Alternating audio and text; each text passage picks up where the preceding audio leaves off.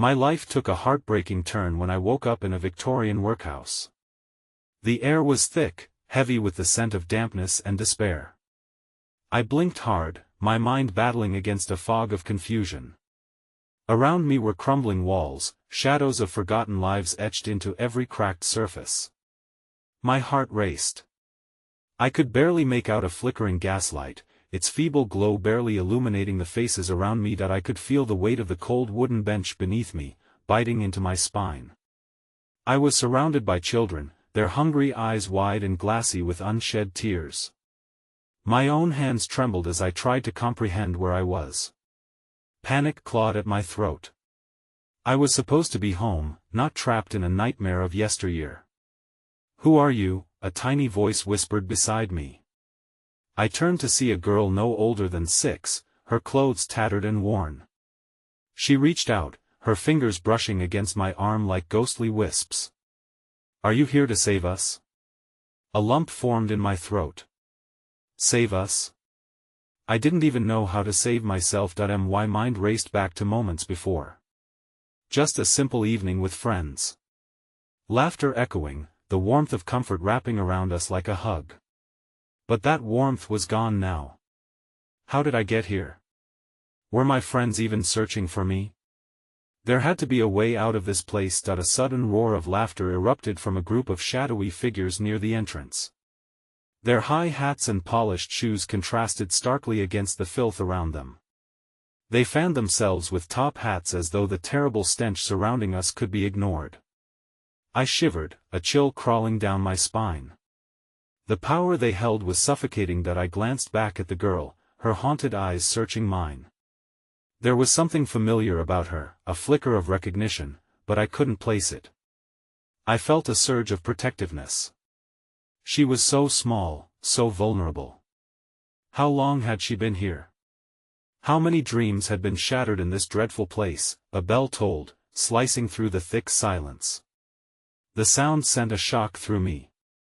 People began to move, but only the children stayed behind, their small forms trembling. It felt like Big Ben was reminding us all of the time we were wasting, of the life that slipped through our fingers. Despair clung to every moment, it was almost tangible. Before I could take a step, a sharp voice barked, "You there! Get in line!" I flinched at the authority dripping from those words. My heart raced as I stood to move with the others. The tension in the room escalated, and I could almost hear the collective heartbeat of fear from my fellow captives, a rhythm of desperation. What awaited us next? My heart pounded like a drum at a funeral. This wasn't just a workhouse. It was a prison, a dark labyrinth where hope was a stolen word. I glanced once more at the girl, a silent promise forming in my chest. I would figure this out, I had to. Suddenly, a door swung open. Blinding light flooded the room, illuminating faces twisted in worry and dread. Was it salvation? Or something far worse? Hey, before we continue with this amazing story, I need to give you an important heads up. Many subscribers have reported that YouTube unsubscribed them without warning. Take a quick second to check the red button below to make sure you're still subscribed to the channel. I'd hate for you to miss any of the exclusive content coming soon. And while you're there, smash that like button, it really helps me out with the algorithm. Oh, and tell me in the comments, which city are you watching from? I love getting to know every amazing person who's part of this community. Your participation makes all the difference. Let's connect. The blinding light faded, revealing an imposing figure framed in the doorway. A man in a long coat and top hat strode into the room, his presence commanding immediate attention. With a single glance, he scanned the room, eyes sweeping over the children huddled in the corners like frightened rabbits. My heart squeezed painfully. Who was this man, and what fate awaited us at his hands? Before I could process my fear, he barked an order, "Line up. You will be sorted for tasks." A wave of panic washed over the room. The children squealed and scrambled to comply, forming a hesitant line. I felt the pressure of the moment crack around me, suffocating and heavy. I took the girl's hand, squeezing it gently, trying to convey courage I did not feel. "I'm not leaving you," I whispered, determined. Her tiny fingers gripped mine tightly, seeking comfort in the chaos. As we stepped into line, I noticed other children dispersing, some heading towards the dim corridors leading deeper into the workhouse. The man in the coat called out names with an air of authority. Each name felt like a death sentence, echoing into the corners of my mind, branding each child as they were chosen. Cooper. Matthews. Wilkins. His voice dripped with a disinterest that made my skin crawl. I could see their faces fall as they stepped forward, each disappearing into unknown horrors somewhere behind those walls. I couldn't shake the dread curling in my stomach. Finally, the man reached us. "What's your name, girl?" he demanded, glaring down at the little one beside me. "Lily," she stammered softly, her gaze dropping to the floor. "And you?" He turned his glare toward me. I am a truth felt stifled in my throat, tangled in confusion and fear. Before I could conjure a name, the man waved his hand dismissively. "It doesn't matter. You'll be assigned together." The sudden relief coursing through me felt astonishing amidst all this despair. "Follow me," he commanded. As we walked, I noticed a figure huddled in the shadowy corner. A boy no older than 10 with dirt-stained cheeks stared back at me, eyes wide and brimming with unshed hope. I committed his face to memory, a small flicker of light in this abyss of darkness. As we moved deeper, the scent of something familiar wafted through the stale air-warm bread. I couldn't help but feel its luring pull. It signified life, nourishment. Our footsteps echoed as we followed the man into a dull, gray room illuminated by flickering flames from a lone hearth. "Your job is simple," he proclaimed, gesturing toward a table covered with coarse bags of flour and piles of raw ingredients destined for fate at the hands of the children. "You will prepare the meals. Don't waste them." Lily looked up at me, her eyes wide. "Do we get to eat?" she whispered, a thread of hope threading its way through the fear. I nodded, though doubts gnawed at me. From what I had seen, scraps were a luxury too rich for this place. I clenched my fists, determined to protect her. I had to keep my promise.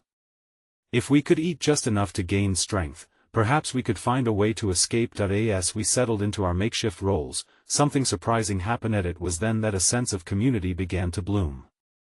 A girl named Eliza, with a wild mess of curls and eyes that sparkled with mischief, approached us. She shared her makeshift bread with a flourish, grinning fiercely. "Eat up. It's not much, but it's something," she declared, nudging a piece toward Lily. I watched as Lily took a hesitant bite, her face lighting up with surprise. It was in those small moments of kindness that I began to find a semblance of warmth amidst the chilling dread. Just then, as laughter bubbled among the children at our table, I heard the sound of footsteps approaching. My breath hitched as the door swung open again. It was the man from before, flanked by guards, his face twisted in a grimace. "Time is up, back to your tasks," he ordered, sharp and devoid of empathy. As we scrambled to comply, my mind raced. What would happen if we failed him? As I bent to pick up a sack, I caught sight of the boy from the shadowy corner. Outside the room. He was staring at us, his eyes pleading with something unspoken. That glance spurred my heart, filling it with a new resolve. The man opened the door to leave, but paused, turning back toward us with a smirk. "Remember, children, the workhouse can be a place of power. But only if you don't forget who runs it." His laughter echoed down the stone hall, chillingly familiar. Chills raced down my spine as I processed his words. As the door slammed shut, sealing us within our makeshift prison once more, something inside me began to break. What if this was more than just survival? What if the darkness here could do more than just smother hope? It could extinguish it completely. The flicker of hope I had nurtured felt increasingly fragile. And just as I prepared to gather courage for another day in this wretched place, a chilling realization struck me. Somewhere in the painful echoes of this world, I began to understand my own role in this unfolding tragedy. "Lily, we have to stick together no matter what," I whispered fiercely, just in time to catch the glint of something hidden beneath her ragged dress. A small, shimmering locket that seemed oddly out of place in this dismal realm. My breath caught, as recognition coursed through me. Had I seen it before? Did it truly belong to her, or was it a ghost from my own life? The answers danced just out of reach, and with it, an unsettling question loomed: who truly held the power in this workhouse? And what secrets were buried deep within its walls, waiting to emerge? The next morning brought with it a hazy gray light that seeped into the corners of the workhouse, illuminating the dust motes that hung thickly in the air. The smell of stale bread and what I hoped would be warm porridge wafted in from the kitchens, teasing our empty stomachs. Lily lay curled beside me on the cold floor, her breathing soft and rhythmic. I desired nothing more than to shield her from the growing shadows around us, but reality was a cold mistress. As I prepared for the day, I found my gaze drawn back to the locket that dangled from Lily's neck, catching glimmers of light as she shifted. It had an intricate design, far too exquisite to belong to a child in a workhouse. The locket felt like a star fallen to earth, its radiant beauty fighting valiantly against the bleakness of our surroundings. "Where did you get that, Lily?" I asked quietly, carefully tucking a loose strand of hair behind her ear. She stirred, blinking up at me with a mix of still sleepy innocence and apprehension. "It was my mother's," she replied, her voice trembling like a leaf in the wind. "She said it would always keep me safe." I wanted to ask more, to dive into the memories hidden beneath the locket's surface, but the urgency of the moment grew behind us as children began to file into the kitchen, filling the air with hushed whispers and cautious laughter.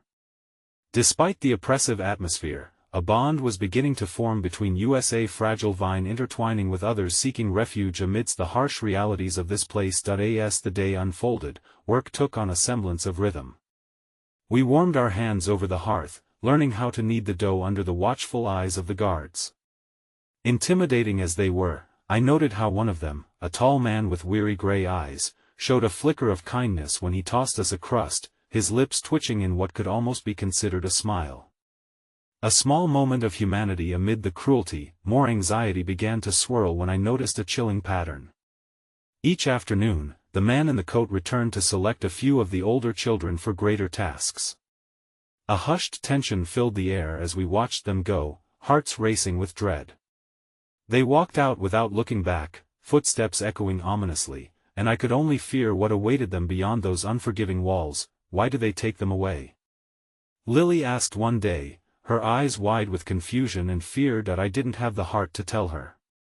I could feel the shadows closing in, pressing heavier against us, and I knew that whatever awaited them was cloaked in darkness I could not fathom. As the children continued to endure ceaseless hours of work and worry, I began forging tiny connections, breaking bread with Eliza, sharing whispers with the boy from the shadows whose name I learned was Thomas, a timid child burdened with an old soul. Together, we dared to dream of escape, piecing together plans built on fantasies rather than any tangible hope. However, I could hardly chase away the crowding anxiety threatening to suffocate us. The sense of safety I had felt with Lily was increasingly fragile. The day came when we were tasked with distributing meals to the other children who shivered in the damp corners of the workhouse. I was startled by the sight of their weary faces. Each one told a story of fear and resilience, like an untold tale waiting to be unraveled. Lily offered her portion to a frail girl tending to a younger brother whose feverish skin glistened, and that simple act sent warmth blooming in my chest. We may be trapped here, but in the contours of shared humanity, the roots of perseverance were sowing themselves deeper. Yet, as I returned alongside Eliza from collecting more supplies, a sound made my insides twist, the heavy thud of boots marching down the corridor, an ominous sign of one's return. My heart received. A familiar figure emerged, flanked by those dreaded guards. It was the man in the coat, with an icy grin. He scanned our faces, the gleam in his eyes sending chills coursing through me. "I have a special assignment for a few of you," he called out. And the air grew thick with anticipation and fear. My heart dropped when I felt Lily's hand squeeze mine tightly. I couldn't lose her.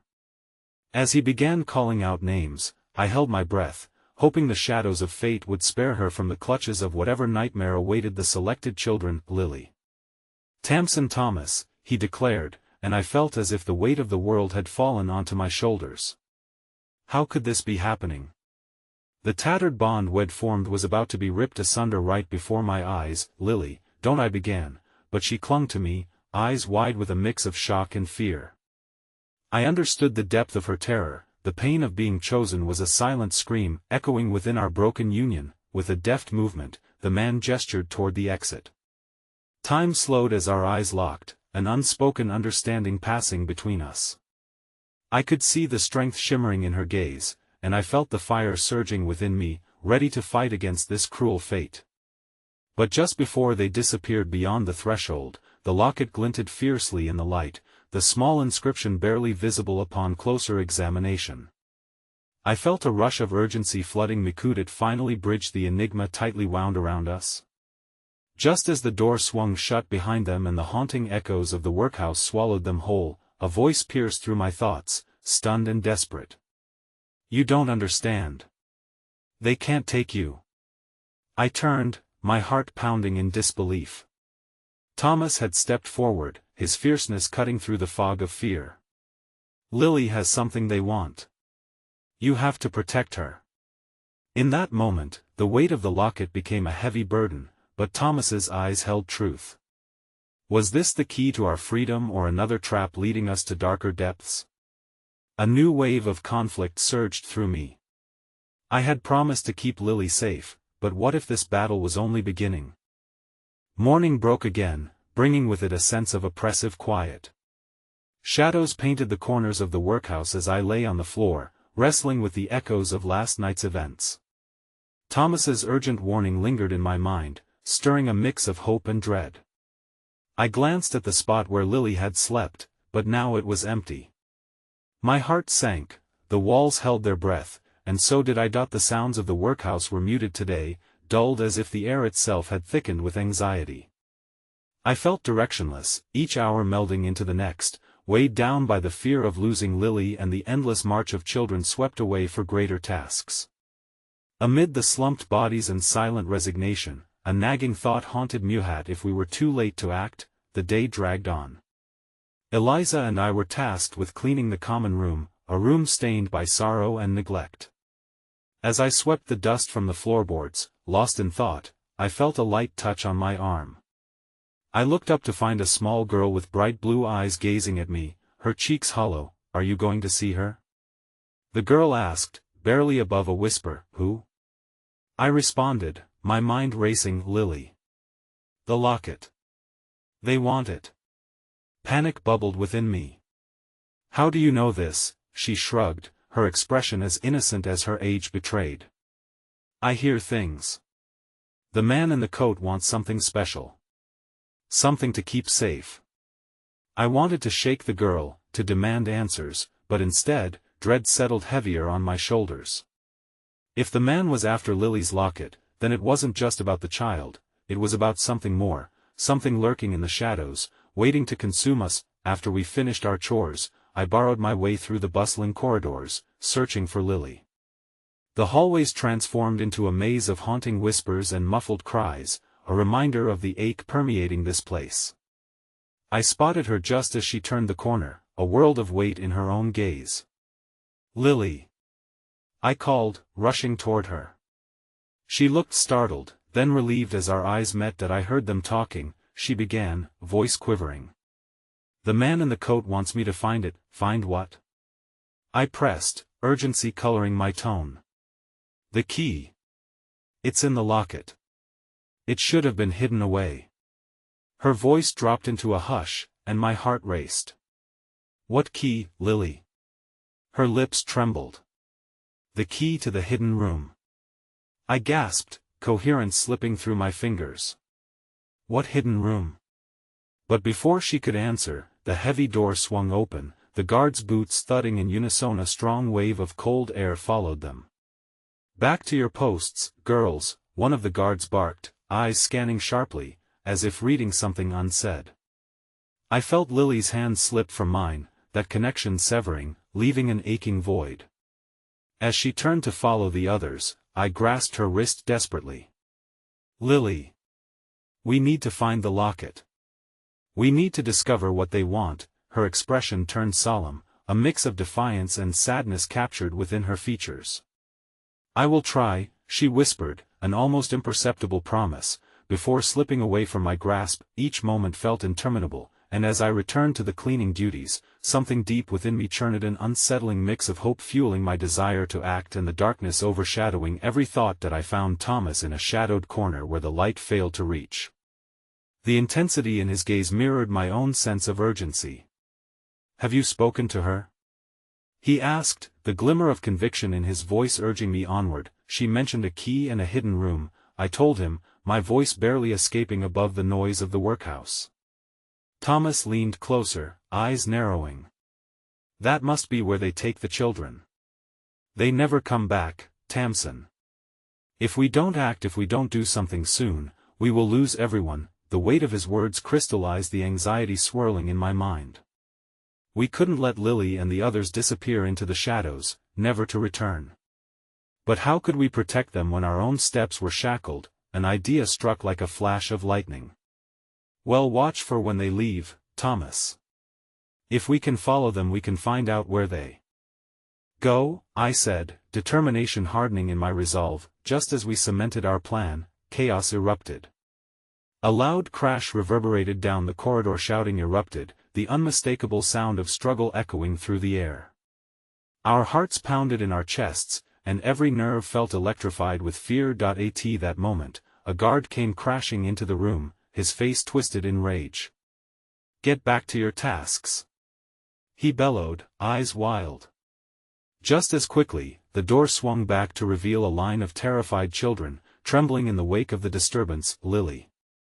I called out, but the chaos consumed the space, and I felt swallowed by despair. Then, through the din, I caught sight of a glimmering object on the floor, half hidden by a fallen chair. It was the locket. My breath caught, and I moved instinctively, darting through the chaos towards it. As fingers brushed against the cold metal, I felt warmth pulse through me, a connection tethering back to the promise of safety we had shared. But as my fingers closed around the locket, a shockwave of realization crashed over me. The finality of our choices now lay upon a precipice. Whatever secrets were threaded within the delicate chains might be the key to our salvation or the opening of our own doom. The guard's eyes caught mine, widening in alarm as I pulled the locket to my chest. Time froze, every heartbeat echoing with all that was at stake.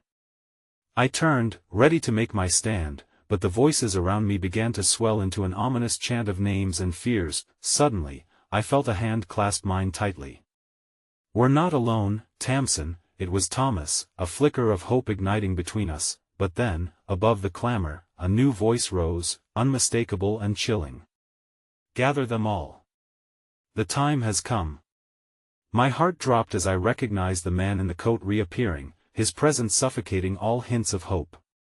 The impending storm surged through me, pulling us deeper into uncertainty.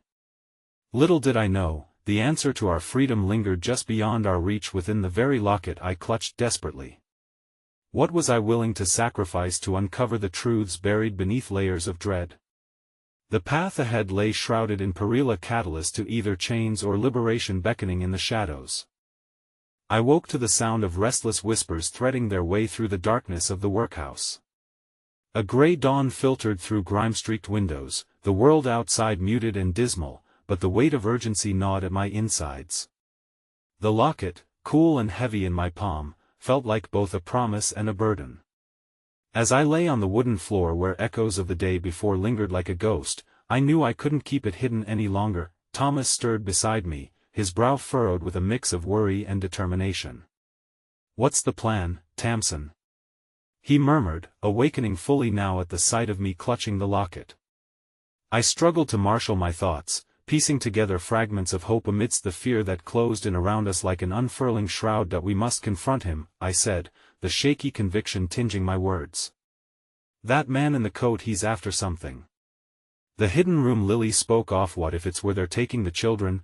Thomas nodded, a flicker of fear crossed his face, but there was something else, the echo of courage.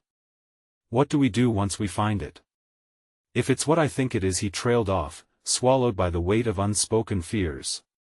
So many had vanished under the shadow of this place, and the thought of what lay behind those walls sent shivers down my spine. "That I don't know," I admitted, unable to quench my growing dread.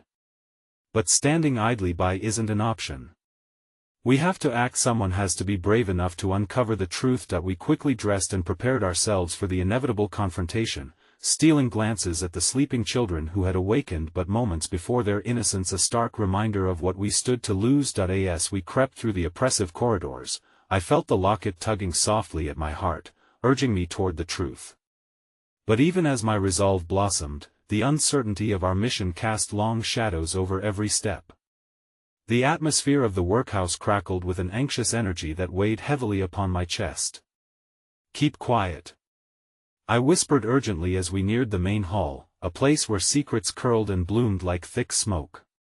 It was there that I first caught a glimpse of the man in the coat, standing with others in hushed, conspiratorial tones, his presence commanding and dark. The moment felt suspended in time. However, it was not his figure that occupied my thoughts, but the faces of the children scurrying about in the corners.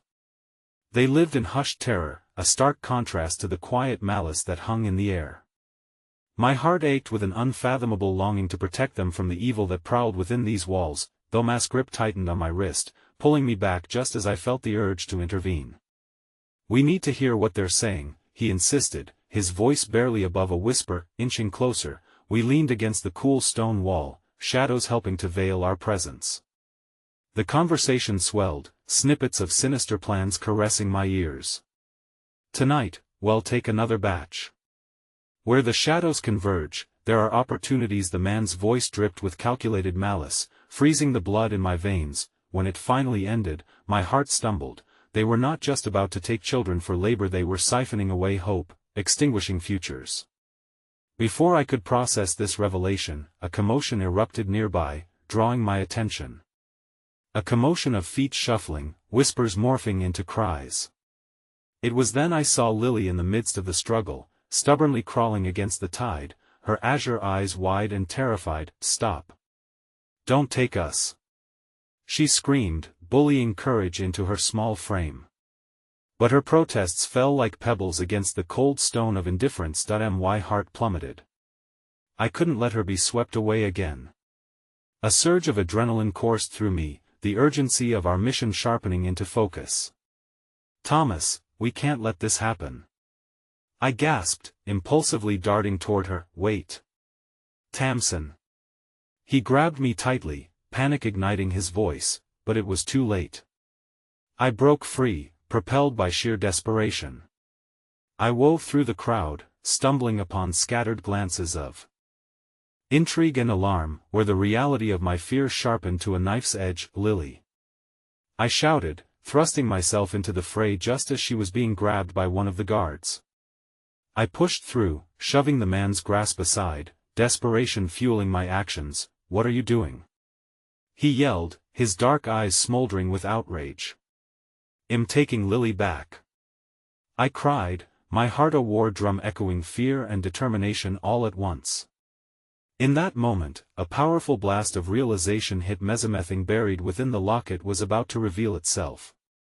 With a frantic instinct, I thrust it open. A small piece of parchment tumbled out, fluttering like a wounded bird between us.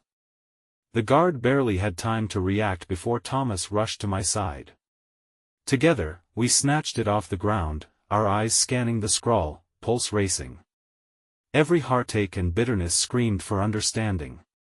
But there, scrawled hastily across the paper, lay the words that struck us both cold: "The key holds the names of the lost.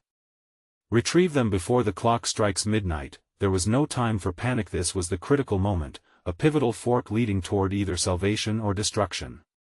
Just as the reality of our race against time settled in our bones, a ripple of unease swept through the crowd. People turned, eyes widening, sharp breaths signaling discovery. They were no longer just soldiers of despair, they were a choir of colluding nightmares, dragging us down into the heart of darkness. I locked eyes with Thomas, the gravity of the situation grounding us. "We need to go," I breathed, fear igniting our flight response, but our movement was interrupted as the man in the coat stepped forward, a sinister smile twisting his lips. "It seems our little gathering has taken an unexpected turn," he purred, eyes gleaming with malicious mirth, and as he reached out, I understood what I thought was our hope held within the locket might be our undoing. Just beyond that threshold lay the unknown, a chasm of choices stretching far deeper into despair than I ever imagined. My world folded in on itself, caught in that unbearable moment between flight and surrender. What was I willing to risk to unveil the truth? What price would we pay to ensure our survival? The answers lay just ahead, tantalizingly close yet maddeningly out of reach. The air thickened as the man in the coat stepped closer, shadows cloaking his figure like a dark wave cascading over the fragile flicker of hope we clung to. My heart pounded, each thrum vibrating through my entire being as I processed his presence, realizing he became the embodiment of every looming dread. "I see you've unearthed a secret," he said, his voice smooth like silk but laced with venom. "How brave of you."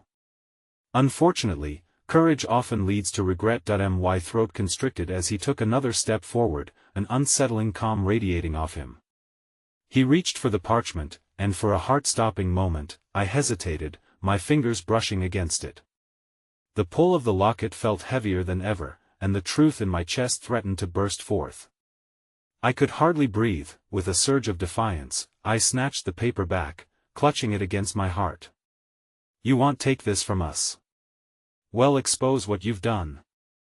I hurled the words at him, though doubt flickered like a sputtering candle within me. A dark light glimmered in his eyes, and he chuckled softly, a bone-chilling sound that sent shivers rippling across my skin. "Expose me? Oh, dear girl, this isn't a theater, nor are you the hero of your quaint little story. You're mere children in a world far larger and more sinister than you can fathom." As he spoke, a cacophony of scuffles erupted around us. The fading cries of the other children echoed in my mind, reminders of why we were fighting. I glanced at Thomas, his face a storm of anger and fear. In that moment, we were united by something immovable, an insatiable need to protect Lily and the others, and more importantly, to reclaim our own lives stolen away in the oppressive grip of this place. Suddenly, the aid that I desperately sought came from an unexpected corner. A woman, one of the workhouse staff who often moved behind the scenes, emerged from the shadows, her eyes darting with anxiety yet determined. "You need to get out of here, now," she urged, her voice barely concealed beneath a trembling urgency. "Why?" Thomas murmured, both apprehensive and desperate. "Because there's no way hell let you leave alive with that information. You're children, but you can still find a way to stop this if you make it through this door." The man in the coat's expression shifted, irritation flickering momentarily across his face before he regained his eerily calm demeanor. "You think there is escape? That charity will save you? How quaint." His eyes bore into us with malevolence. "But you don't understand. Many have tried to dismantle what I've built here, then we won't fail like they did," I fired back, strength rushing through me as I held my ground despite the storm brewing within, but doubt tugged at my heels. I had never felt more hopeless, even in the face of his taunts.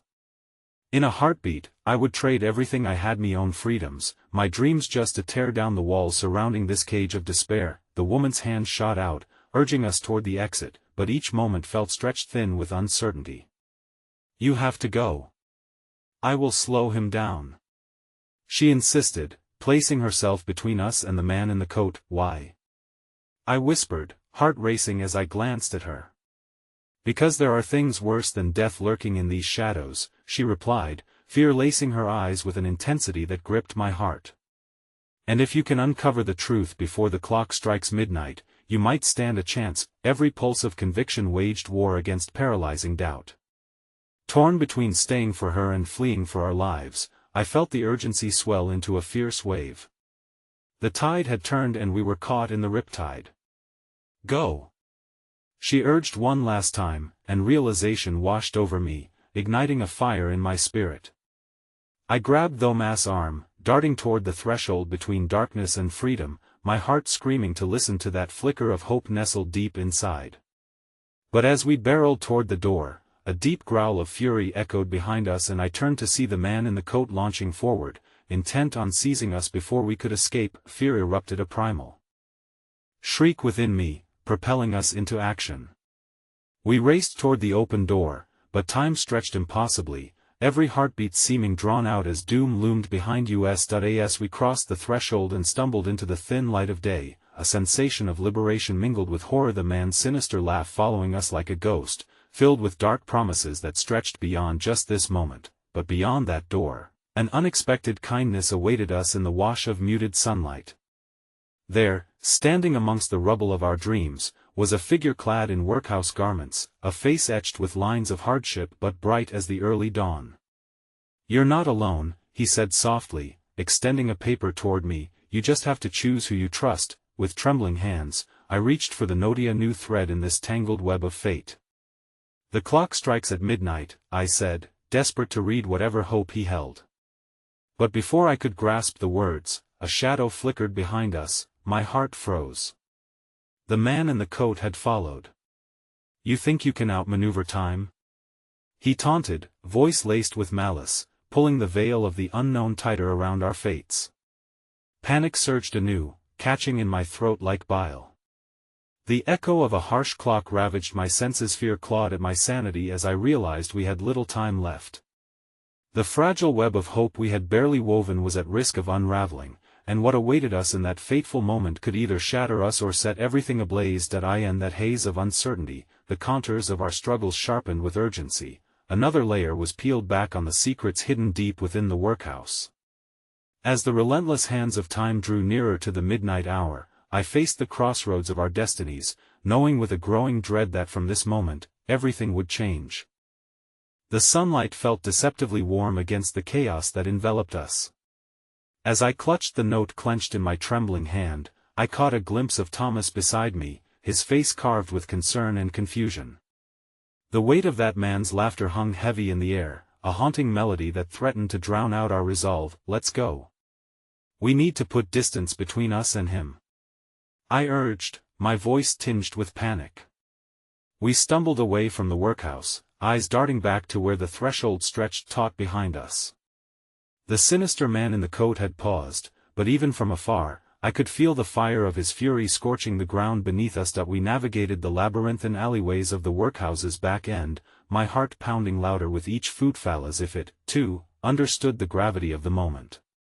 "What if he catches up with us?" Thomas asked, swallowing his fear but unable to hide the timbre of desperation that crept into his voice. "Well, find a way," I replied, though a thread of doubt coiled within me like a snake. "He's not a god, he can't control everything." But the truth gnawed at my insides. This man had dominion over fear, wielding it like a weapon, and we were but fragile vessels, trembling under the weight of his malevolence. We halted at a narrow alley drenched in shadows, its murkiness beckoning us to delve deeper. I remembered the warmth of the paper I had clutched at. It was still in my hand. Breathing heavily, I unfolded it, letting the words unfurl in the muted light. "Seek the forgotten," it read, accompanied by a crude sketch of the very workhouse we just fled. My brow furrowed, a baffling surge of both hope and confusion filling me. Forgotten? What could that mean? "Where did you get that?" Thomas asked, peering over my shoulder. "What does it mean?" I don't know." I dared to hope it was a clue, a lifeline amidst the storm of desperation. "If we seek the forgotten, maybe we can unravel what they've hidden here. Maybe we can unearth the truth." "But where?" Thomas whispered into the encroaching shadows, his voice echoing back to us, filled with the weight of 1,000 unspoken fears. Before I could respond, a small figure dashed around the corner, a girl no older than 10, her scraggly hair and torn clothes hinting at the harshness of her existence. She skidded to a halt, her eyes wide with trepidation. "You can't be here," she gasped, breathless. "Hell find you, what do you know?" My heart quickened seeing a shred of innocence tangled in the shadows of this place. "There are whispers," she said, her voice trembling. "The ones he forgets. The ones who went away and didn't come back, they know things." "What things?" I pressed, each word desperately clawing its way past the doubt that hung in the air. "Secrets," she replied, eyes darting around, as if fearing the very shadows would betray us.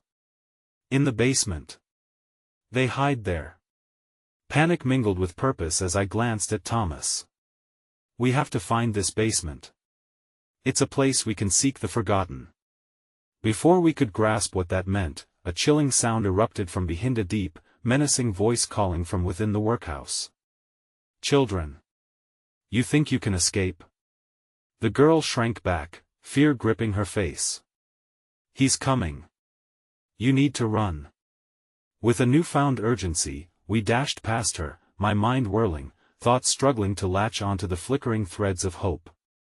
If we found this basement, maybe we could discover what others had uncovered, revelations that could break the chains binding us to this treacherous place. As we stumbled through a series of dilapidated buildings around the workhouse, the sunlight began shifting toward the horizon, casting elongated shadows that danced mockingly with our fears.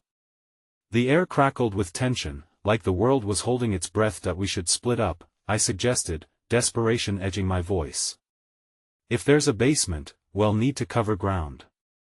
Are you sure? Thomas hesitated. It's too dangerous. Together, we're easy prey, I insisted, my pulse hammering, clenching the parchment painfully tight. We can cover more ground this way. Besides, we're already hunted. Reluctantly, he nodded, stealing a final look around before we split. Each heartbeat seemed to echo like a warning as I navigated the labyrinth of crumbling walls and overgrown vines. As I turned a corner, I spied a doorway partially ajar, the wood splintered and worn. Inside, the air was heavy with secrets, each breath reeking of damp earth. A staircase spiraled downward, leading into the bowels of the earth as if beckoning me to uncover what lay beneath. Heart racing, I steeled myself and descended the creaking steps into the darkness, unaware of the eyes that watched from above, calculating and patient as they measured my every move. As I reached the bottom, I discovered a room littered with forgotten relics, a dusty table, overturned crates, remnants of lives lost in the unforgiving grip of desperation. Shapes emerged in the dim light, ethereal shadows forming against the far wall, weaving stories of the past in whispers that caressed my ears, but suddenly, a noise fractured the silence, the abrupt sound of footsteps from above, drawing closer. A flicker of movement distracted me from their haunting. Talisa figure darted past the doorway I had just entered. Panic swirled in my heart. Thomas! I called, suddenly realizing I was all alone in the darkness. But all I heard in response was the increasing uproar of footsteps above and a merciless shadow looming closer. The threads of secrets began to intertwine with the fabric of my growing dread. What if the forgotten were not meant to be uncovered? What if the shadows knew I was there? As my heart thundered in rhythm with the noise above, a haunting realization washed over me. The true horrors of this workhouse were just beginning to reveal themselves, exposing what I could have never anticipated, and in that moment, the real battle was just unfolding, a fight against the very existence of truth.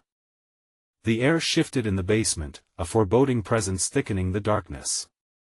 As I strained my ears, the footsteps grew heavier, echoing in a rhythmic march that sent shivers racing down my spine. I pressed my back against the cold stone wall, the rough texture grounding me in the deepening fear. Thomas! I called again, my voice cutting through the silence but meeting only the deafening sound of my thudding heart. Time felt suspended, each second stretching into an eternity as I waited for some sign of life, of hope.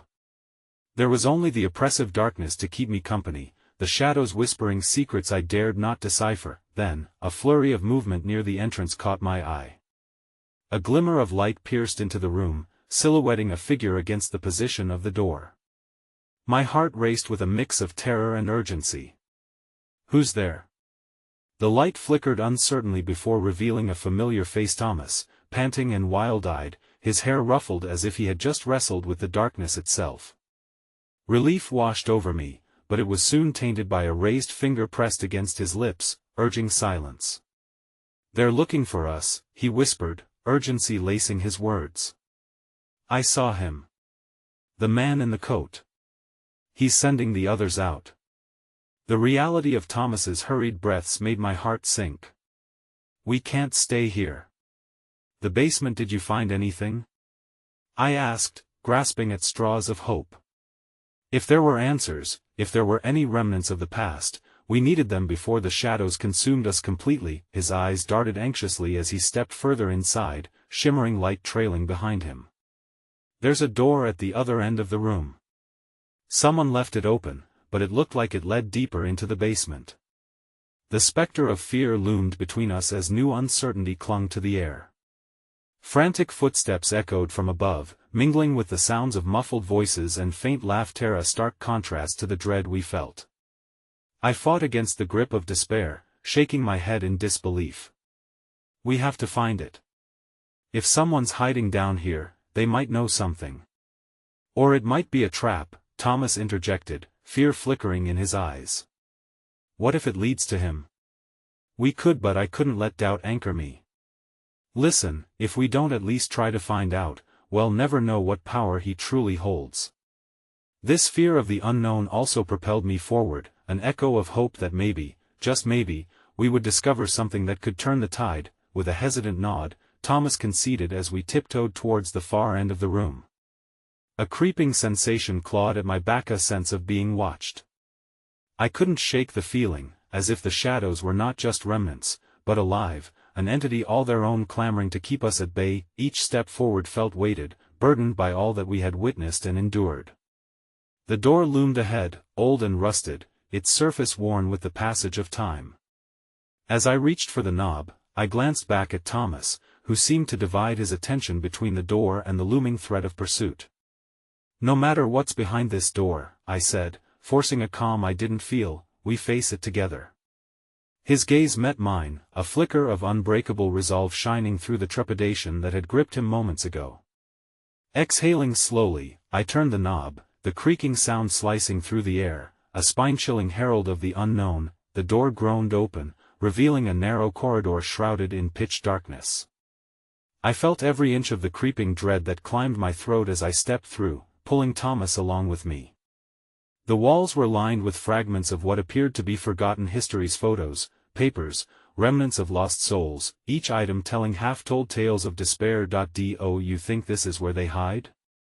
Thomas' whisper was barely a breath against the oppressive silence that I nodded slowly, my eyes scanning the dim-lit corridor, feeling a chill skitter across my skin. We can't turn back now. They might have known the truth. As we ventured further down the corridor, a sudden flicker of light danced at the end, pulling my attention away from the heartbreaking artifacts that littered the walls. A flutter of hope ignited, and I pressed on, captivated by its allure, but the light swiftly faded, consumed by an overwhelming darkness that rushed in around us like the tide. My heart raced as I stumbled forward, a sharp gasp escaping me as I caught sudden movement off to the side. A figure emerging from the shadows, crouched low, their features obscured. Who's there? I called out, different terror clutching at my throat, an ice-cold dread that gripped me deeper than before. The figure paused, the glint of a smile breaking through the shadows, and for a heartbeat, time stood still. Another brave soul seeking the forgotten, are we? The voice was hauntingly familiar yet twisted, it slithered around me like a malicious embrace, and then, with a gut-wrenching realization, the light flickered back into existence, illuminating the face I had once known, a face that belonged to someone I thought was lost forever. Emily? I gasped, my world tilting on an axis of disbelief, and the walls of this nightmarish workhouse closed in around me like a crushing trap. But how? Dark laughter echoed through the damp corridor, and I barely had time to comprehend the specter of betrayal that loomed large between us, like a sinister shadow spilling forth from the past. In that moment, the basement transformed from a potential sanctuary into an abyss filled with unanswerable questions that threatened to consume us both. The flickering light cast eerie shadows on the walls, warping Emily's features into an unsettling mask of familiarity and deceit. My breath hitched as disbelief wove into every nerve ending, intertwining with an overwhelmed sense of dread. What? How are you here? My voice trembled, caught between hope and horror. Surprised to see me? Her tone dripped with a blend of sarcasm and sorrow, a chilling reminder of a bond twisted by time and circumstance. You always were the tenacious one, weren't you? Always looking for answers even when the truth was right before your eyes. She stepped closer, the darkness clinging to her as if she were a creature forged from shadows themselves. Thomas instinctively stepped back, his eyes darting between us, the tension escalating like a thunderstorm brewing just over the horizon. "What's going on, Emily?" "We thought," he faltered, the weight of the unspoken words hanging between us like smoke in the air. "I know what you both thought," she said, shaking her head slowly, frustration creasing her brow. "But let me tell you, history stretches far beyond what you believe. I am no ghost, I am here. I have been forced to adapt, much like all who dwell in this place." Her words cascaded through me like a cold current, and within them, I could detect both anguish and bitterness. "But why? Why hide?" We could have done nothing," she interrupted, her voice sharp, then softened momentarily. "The world beyond these walls has changed far too much. The man in the coat controls everything. He watches our every step, even here. There's no escaping him." A sickening knot tightened in my stomach as she referenced the very shadow that had haunted our steps. Even in this sanctuary of lost memories, the tendrils of his influence reached out like a spider weaving an intricate web, determined to ensnare us. I remembered the footsteps above, the laughter that echoed like a mocking tune. "You know something, there are others," I said, realizing the implications of her words. "Others have vanished here too, haven't they? You found them." Her eyes glimmered with something unrecognizable, hope or despair, it was hard to tell. "They live in the spaces between belief and madness. Trapped in a cycle they didn't choose. We all are." Suddenly, another noise echoed down the corridor, sharper and more insistent than before. My heart raced. "We need to leave now. If the others are in danger, if he's coming." Emily's gaze darkened, steeling herself as if the journey ahead stirred something long dormant within her. "No turning back. You want the truth? Then follow me." Against my better judgment, I nodded, knowing the path ahead might lead us deeper into oblivion. Thomas and I found ourselves forming a tense alliance with a figure entwined in betrayal. Hope flickered with every step through the dim corridor behind her as whispers fluttered from the shadows around us. Each heartbeat pounded an urgent rhythm, a primal urge to survive against the uncertainty around us. Emily led us to an intricate iron gate half hidden in the dark, the rusted bars barely holding back what awaited beyond. "This is the heart of it all," she whispered, hand trembling as it pressed against the cool metal. "These are the chambers where they keep secrets, where they mold chosen ones and forsaken dreams." The hints of warmth and compassion I had once known felt drastically out of place, overwhelmed by the ferocity of this grim reality. I exchanged a knowing glance with Thomas, the unity derived from our shared suffering urging us forward despite the looming danger. As the gate creaked open, the air shifted, palpable with energy. Before we stepped through, I hesitated, catching a glimpse of Emily's uncertain expression. "We're in this together," I reassured her, clinging to the thread of connection we once held. But just as reassurance seeped into my voice, the atmosphere shifted abruptly. A dark figure emerged from behind a column, the man in the coat, his presence suffocating. "Ah, but you three are playing a dangerous game," he crooned, voice smooth as silk yet edged with menace. Fear curled in my chest. Emily stiffened, her grip on the gate tightening. "You shouldn't have come here," he continued, stepping forward into the dim light. "But now that the past is here with you, let's have ourselves a little reunion." The walls felt like they were closing in, and I yearned for a way out. Anxiety knotted in my stomach as the weight of his gaze pierced through us. I realized then that the shadows were not merely remnants of the past, they were sentient, a reminder of all that was lost, a warning of what still lay in wait, and as the echo of the man's laughter resonated with my deepest fears, I was seized by the terrifying realization that we were not just navigating a hidden world, but a haunting past that had clawed its way back to meet Yuson that would not easily let go. And in that heavy breath, a chilling question lingered in the air: would we uncover the truth, or would we be swallowed by the darkness that had come to reclaim its own? The air felt stifling, a tangible weight pressing down on my every breath as the man in the coat stepped into the dim light, shadows clinging to him like old friends. My heart pounded loudly in my ears, drowning out the echoes of forgotten whispers ringing in the spaces around us. The path ahead felt fraught with peril, an abandoned road littered with unyielding truths that demanded to be unearthed. "You have a stubborn heart, Tamsin," he crooned, lips twisting into a self-satisfied smirk. "You and your little band of misfits have a penchant for stirring up trouble in places like this. But let me assure you, the past never stays buried. It rises with the tide." Something inside me snapped at the warmth of that familiar voice. A chilling realization worming its way in. The past he spoke of was no gentle ghost, it was a malevolent force, hungry for reclamation. My stomach curled, each word he spoke reaffirming the depths of the nightmare that surrounded us. "We're not afraid of you," Thomas shot back defiantly, but even he couldn't shake the tremor that laced his voice. Fear mingled with anger in my chest, propelling me forward as I stepped into the light, unwilling to let his malevolence consume us all. "Not afraid? Or simply unwise," he mocked, tilting his head to the side as if assessing our bravado. "But that's the beauty of ignorance, children. It allows for grandiose plans, yet often ends in ruin." Emila's form shifted closer to mine, a blend of resolve and fear radiating off her. "You don't own us," she warned, voice steady despite the storm raging inside of her. "You can't control what you can't grasp." The man's laughter echoed through the corridor, a cold, hollow sound that sent shivers rushing down my spine. "And what will you do, then? Dig up the names of the lost? Reclaim a past you think is yours to possess?" He took another step forward, shadows wrapping around his feet in a mocking dance. Such boldness. I admire it. But you'll learn, as many have before you, that power takes more than courage. It takes sacrifice.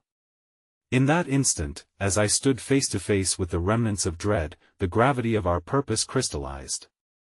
I realized this wasn't merely about survival, it was a battle for our very souls. For every forgotten child had a name, a story, a family that had suffered the weight of despair, and here we stood on the cusp of reclaiming that narrative. And at the heart of it, nestled within the locket Lily had clutched, was the key to unraveling his sinister grip. With newfound determination, I drew closer to him, lower now, the shadows weaving themselves into a protective shroud around us. "Then let us make this a reckoning. We won't be just names in your ledger.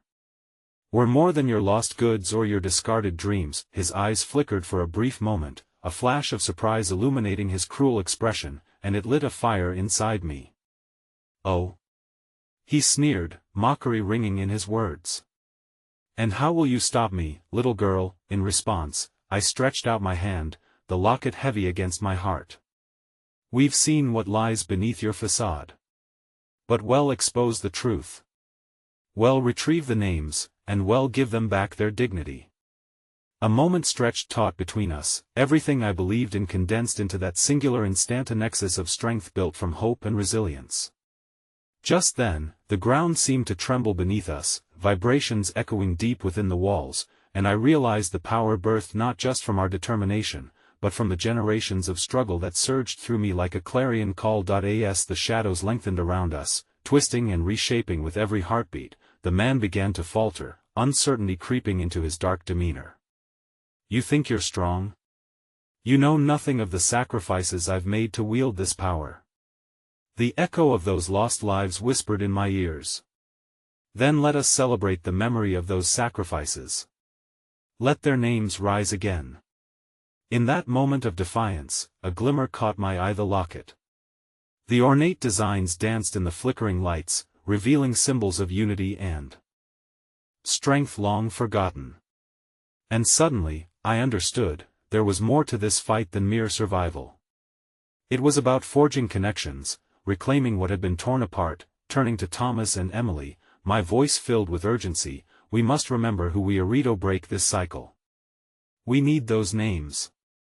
As if conjured by the power of our shared resolve, shadows began to unravel, shifting to expose a passage behind the man in the coat. As truth collided with despair, a flood of spectral figures emerged, shimmering with the realization they could be saved.